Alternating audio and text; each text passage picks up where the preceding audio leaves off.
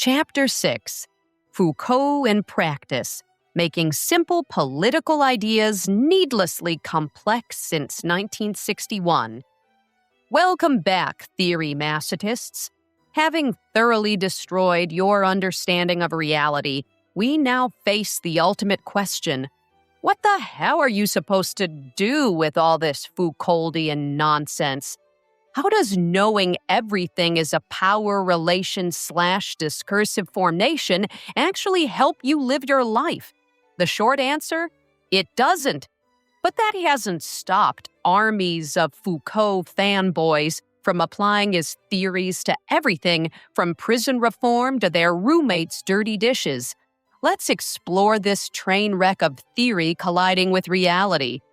Foucault's political activism, when he could tear himself away from his writing desk.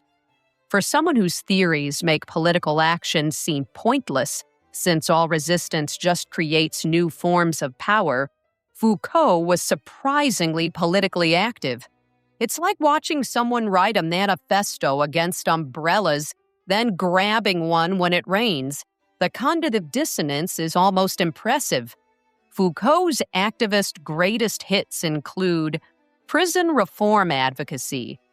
After writing about how prisons are just one manifestation of society-wide disciplinary techniques, and that reforming them nearly adjusts the technology of control, Foucault, checks notes, advocated for prison reform. He even founded the group d'Inflammation sur les prisons to document prison conditions and give voice to inmates. It's like writing a detailed analysis of why firefighting is pointless and then rushing into a burning building to save people. Pick a lane, Michel. Iranian Revolution support. In his most face-palm-worthy political move, Foucault initially cheered for the 1979 Iranian Revolution, seeing it as a rejection of Western modernity. He wrote gushing articles about the political spirituality he witnessed, somehow missing all the red flags suggesting that replacing one regime with a theocratic one might not be the liberation he imagined. When it quickly devolved into religious oppression, Foucault's response was basically, oops, which is weird for someone who built a career on analyzing how power operates. It's like a tornado expert being surprised that the funnel cloud they've been tracking actually destroyed buildings. Anti-psychiatry movement. After critiquing how psychiatric discourse constructs mental illness as a control category, Foucault supported questioning psychiatric authority. This was at least consistent, though it raises the question, if all medical categories are just discursive constructions, why stop at psychiatry? Why not reject oncology too? I'm sure those tumors will politely disappear once they understand they're merely social constructs. The glaring contradiction between Foucault's theory, all resistance is already captured by power, and his practice, actively resisting specific forms of power, is something his devotees work tirelessly to reconcile, usually through theoretical gymnastics that would make Simone Biles jealous. It's like watching someone insist gravity is just a social construction while carefully avoiding cliffs. How to use Foucauldian analysis on everyday situations. Warning, friends may stop inviting you places. Want to ensure you're never invited to another social gathering? Here's your guide to Foucauldian party crashing. The family dinner Foucauldian. Transform innocent meals into theoretical battlegrounds by analyzing the power dynamics of seating arrangements and the disciplinary techniques embedded in table manners. Mom, passing me potatoes first is actually a deployment of matriarchal biopower that regulates my nutritional intake through the dyes of care. Also, I'm 37 and still living in your basement because I'm conducting an ethnographic study of domestic power relations. The baiting disaster. Nothing says romantic like explaining to your date that their attraction to you is not authentic desire, but merely the product of historically specific discourses around beauty. You only think you like me because 18th century romantic literature created the discursive category of personal compatibility. Also, can you pay for dinner? My adjunct position doesn't cover theoretical brilliance appropriately. The workplace warrior.